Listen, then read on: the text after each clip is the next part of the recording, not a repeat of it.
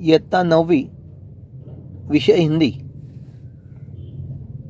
निबंध लेखन शुरू है।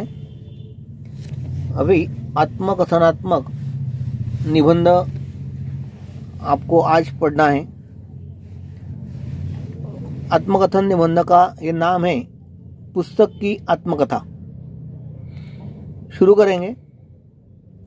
मेरी नीली जिल्द पर अंकित सुनहरे अक्षर देखकर मेरा जीवन वृत्तांत सुनने के लिए आप बहुत उत्सुक हो रहे हैं। देखिए, पुस्तक की आत्मकथा देख रहे हैं।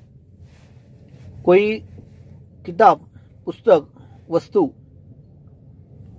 दफ्तर या घरेलू कोई भी चीज जो अपने काम आती है, उसे आप अपने आयुष्य में उसका महत्व जब उसका आप प्रयोग करते हैं महत्व जानते हैं। लेकिन एखादी जो कोई वस्तु खराब होती है या कोई उसकी जगह नई वस्तु आप खरीदी करते हैं तो पुरानी वस्तु अनेक लोग भूल जाते हैं और उस कोई वस्तु की आत्मकथा ऐसे होती है जैसे कि आप अभी लिख रहे हैं पुस्तक की आत्मकथा। तो सुनिए। मुझे यह सुंदर शरीर और मनोहर रूप प्रदान करने का श्रेय मेरे प्रकाशक को है। एक अध्ययनशील व्यक्ति ने मुझे तैयार किया था। उन सज्जन को विद्यार्थी जीवन से ही विभिन्न विषयों की पुस्तकें पढ़ने का शौक था। वे प्रत्येक पुस्तक से प्रेरक एवं प्रबोधनात्मक वाक्य अथवा कविता की पंक्तियां एक कॉपी में लिख लेते थे। धीरे धीरे उनके पास सुभाषितों का एक बड़ा संग्रह तैयार हो गया। उन्होंने इसी संग्रह में से छांटकर मेरा निर्माण किया और नामकरण किया सुभाषित रत्नावली। इसके बाद उन्होंने मुझे एक प्रकाशक को सौंप दिया। प्रकाशक महोदय ने मुझे छापा, सजा धजा कर मनोहर रूप प्रदान किया और कुछ ही समय के भीतर मेरी हजारों प्रतियां बेच डाली। उन्हीं प्रतियों में से मैं एक हूं।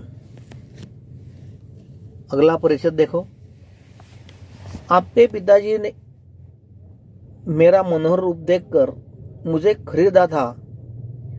यो तो मैं सुभाषितों का संग्रह मात्र हूं, किंतु ये सुभाषित कई महान हस्तियों में के अमूल्य उद्गार हैं। मेरे कुछ पृष्ठ पलटते ही तुम्हें इस बात की प्रतीति हो जाएगी।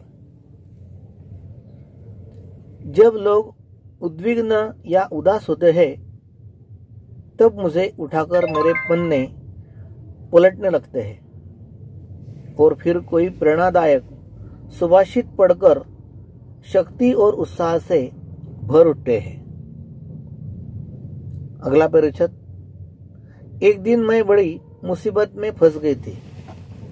आपके पिताजी की अनुपस्थिति में एक छोटे बच्चे ने मुझे अलमारी से निकाल लिया। उसी समय उसकी छोटी बहन भी वहां आ पहुंची। दोनों मिलकर तेजी से मेरे पन्ने पलटने लगे। मुझे डर लग रहा था कि आज मेरी अंग भंग होकर ही रहेगा। इतने में सौभाग्य से उनकी माताजी वहां आ गई।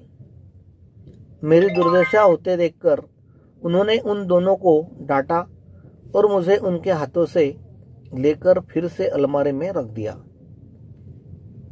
मैं अपने आप को भाग्यशाली मानती हूँ कि एक सहृदय स्वामी ने मुझे अपने संग्रहालय में आश्रय दे दिया।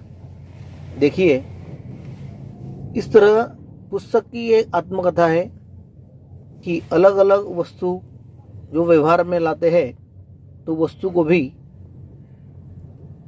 आत्मसम्मान देना चाहिए।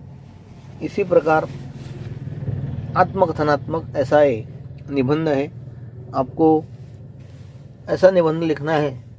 प्रश्न क्रमांक 5वां में जो इसके अंक है 8 और आत्मकथनात्मक निबंध 80 या 100 शब्दों में आपको पूरा करना है। ठीक है, धन्यवाद।